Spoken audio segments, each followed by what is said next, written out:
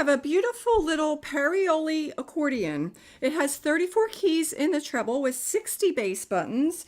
There are 2 reeds in the treble, low and middle, with 2 switches on the treble side.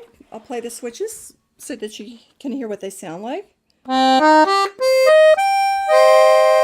That's the clarinet, middle reed. And that is your master switch.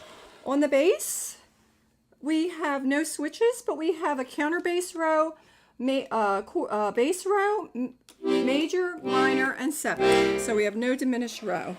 And this is what the bass sounds like.